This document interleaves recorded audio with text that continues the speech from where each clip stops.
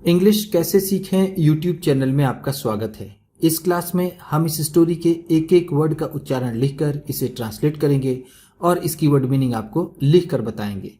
लिखने से वो वर्ड मीनिंग आपके दिमाग में ज़्यादा समय तक रहेगी और साथ में हम आपको ग्रामर से जुड़ी, टेंस से जुड़ी छोटी छोटी बातें भी बताएंगे, जिससे आपको इंग्लिश लिखना, पढ़ना, बोलना और समझना और अच्छे से आने लगेगा। मेरी वीडियोस में इस तरह के वर्ड्स, इस तरह के सेंटेंसेस होते हैं जिसको हम डेली बोलने में यूज़ करते हैं और वो हमें आसानी से याद भी हो जाते हैं। अगर आप हमारी वीडियोस लगातार देखेंगे तो आपको इंग्लिश पढ़ना, लिखना, बोलना, समझना बहुत ही अच्छे से आने लगेगा। आज की स्टोरी है एक घमंडी तितली की। इसी के साथ आप कर दीजिए इस वीडियो को लाइक और मैं करता हूँ शुरू। इंग्लिश रीडिंग, क्योंकि ये वीडियो ट्रांसलेशन के साथ साथ रीडिंग की भी है। वंस एक बार, वंस का मतलब होता है एक बार। A beautiful shiny and colourful butterfly. A beautiful एक सुंदर, शाइनी चमकदार, एंड और कलरफुल रंगीन बटरफ्लाई तितली। ब्यूटीफुल का मतलब होगा सुंदर, शाइनी चमकदार, कलरफुल रंगीन, बटरफ्लाई तितली। एक बार एक सुंदर, चमकदार और रंगीन तितली was fleeting उड़ रही थी। फ्लीट का मतलब होता है छोटी उड़ना, तो हम यहां पर फ्लीट को कह सकते हैं उड़ना।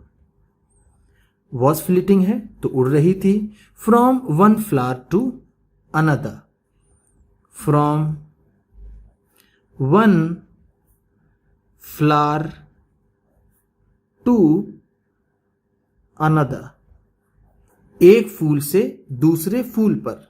फ्रॉम का मतलब है से, फ्लावर का मतलब फूल, अनदर का मतलब दूसरे।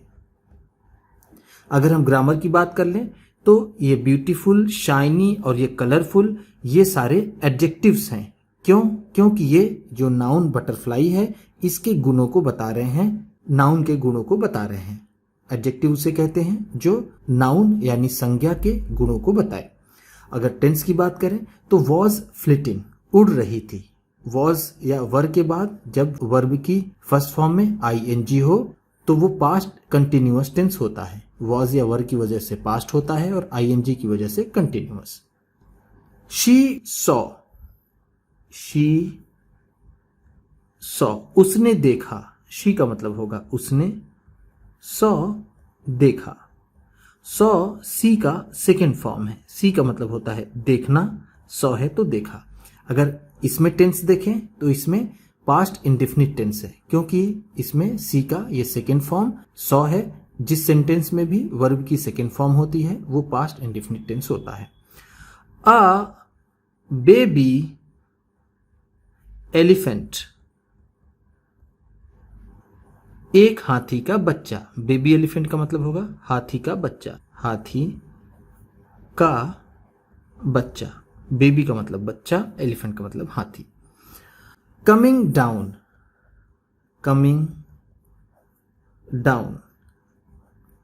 आते हुए। द पाथ रास्ते पर। पाथ का मतलब होता है रास्ता। उसने रास्ते पर आते हुए एक हाथी के बच्चे को देखा। She flew to him. She flew, वह उड़ी। फ्लू का मतलब होगा उड़ी। फ्लू फ्लाई का सेकेंड फॉर्म है। फ्लाई का मतलब होता है उड़ना, फ्लू है तो उड़ी। टू हिम उसके पास, यानी हाथी के बच्चे के पास। एंड सैट और बैठ गई।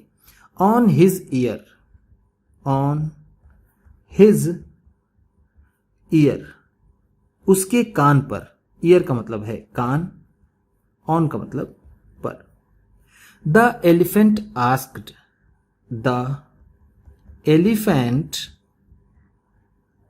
आस्क्ड, हाथी ने पूछा, आस्क्ड का मतलब है पूछा। Who are you, who are you, तुम कौन हो। हु का मतलब है कौन, आर का मतलब हो, यू तुम। Where are you going, where are you going, तुम कहाँ जा रही हो। वेयर का मतलब है कहाँ, आर हो, यू तुम, गोइंग जा रही। The butterfly proudly replied, the butterfly, उस तितली ने प्राउडली, घमंड से, रिप्लाइड, जवाब दिया। प्राउडली का मतलब है घमंड से, घमंड से, रिप्लाइड जवाब दिया, जवाब दिया। I am the most beautiful of all the butterflies, I am the most beautiful, मैं सबसे सुंदर, ऑफ ऑल द बटरफ्लाइज, सभी तितलियों में से, मैं सभी तितलियों में से सबसे सुंदर हूं। मोस्ट ब्यूटीफुल का मतलब है सबसे सुंदर, सबसे सुंदर। ऑफ ऑल द बटरफ्लाइज, सभी तितलियों में से, सभी तितलियों में से, या फिर सभी तितलियों से। You are ugly, you are ugly, तुम कुरूप हो। अगली का मतलब होगा कुरूप या फिर बदसूरत। एंड फैट, और मोटी हो। फैट का मतलब होगा मोटी, तुम कुरूप और मोटी हो। योर बॉडी, योर बॉडी, तुम्हारा शरीर। योर का मतलब है तुम्हारा, बॉडी का मतलब शरीर। इज हैवी, इज हैवी, भारी है। इज का मतलब है, हैवी का मतलब भारी। While I am dedicate, while, जबकि, वाइल का मतलब होगा जबकि। आई एम डेडिकेट, जबकि मैं नाजुक हूं। एंड लाइट, और हल्की हूं। जबकि मैं नाजुक और हल्की हूं। डेडिकेट का मतलब होगा नाजुक, लाइट का मतलब यहां होगा हल्की। लाइट का कई मतलब होता है, जिसमें एक होगा हल्की यहां पर, और एक होता है प्रकाश, और एक होता है जलाना। People are jealous of my colourful wings, people are jealous,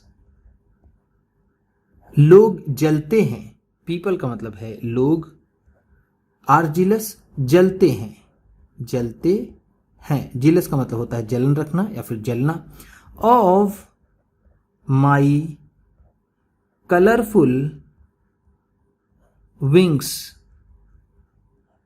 मेरे रंगीन पंखों से। ऑफ माई का मतलब होगा मेरे, कलरफुल रंगीन, विंग्स पंख, लोग मेरे रंगीन पंखों से जलते हैं। I can fly, I can fly, मैं उड़ सकती हूं। फ्लाई का मतलब होता है उड़ना, कैन का मतलब सकना, मैं उड़ सकती हूं। Anywhere with these wings, anywhere, कहीं भी। एनीवेयर का मतलब होगा कहीं भी। विथ दीज विंग्स, इन पंखों से। विथ का मतलब है से, दीज विंग्स, इन पंखों से। द एलिफेंट, द एलिफेंट, वो हाथी, कामली सेड, शांति से कहा। कामली का मतलब होगा शांत होकर या फिर शांति से। सेड का मतलब कहा। I am glad, I am glad, मैं खुश हूं। ग्लैड का मतलब होता है खुश, एम का मतलब हूं। टू मीट यू, तुमसे मिलकर। मीट का मतलब होता है मिलना, यू तुमसे, मैं तुमसे मिलकर खुश हूं। ध्यान दीजिएगा, यहां पर आई एम ग्लैड के स्थान पर आप नाइस भी लिख सकते हैं। अगर यहां पर नाइस लिख दिया जाए तो नाइस टू मीट यू, तुमसे मिलकर खुशी हुई, तुमसे मिलकर अच्छा लगा। The butterfly went on, the butterfly went on, वो तितली बोलती चली गई। वेंट ऑन का मतलब होगा लगातार या फिर चलती गई। There is no comparison, there is no comparison,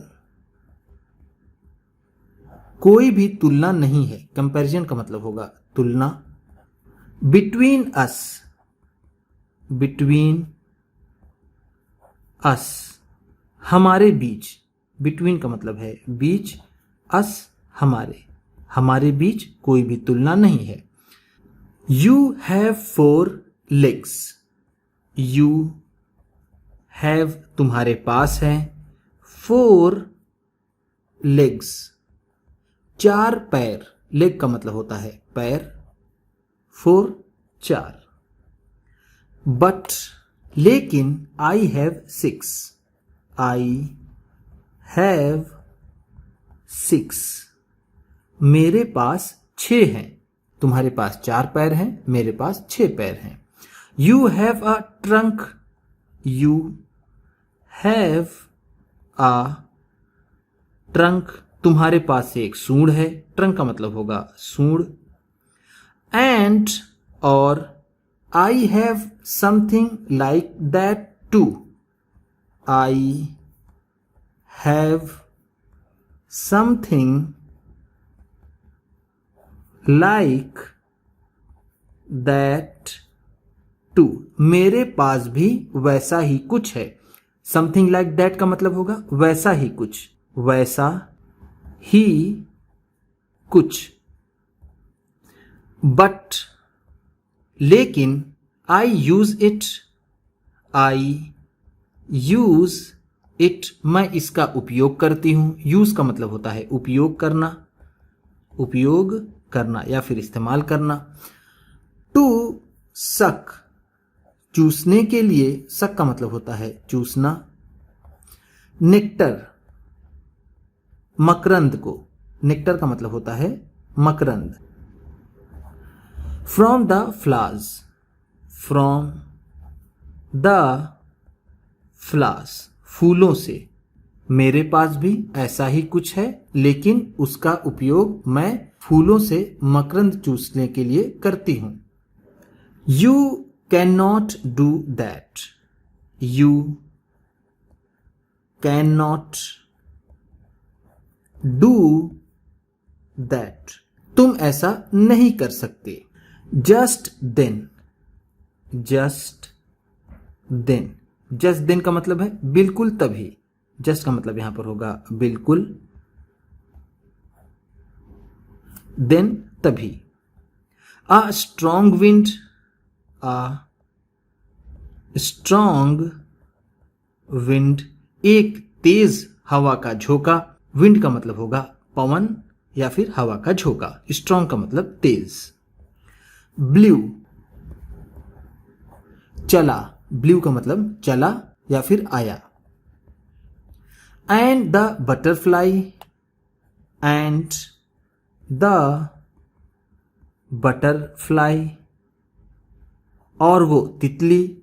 could not keep her balance, could not keep her balance, अपना संतुलन नहीं बना पा रही थी। कीप बैलेंस का मतलब होता है संतुलन बनाए रखना, संतुलन बनाए रखना, वह अपना संतुलन बनाए नहीं रख पा रही थी।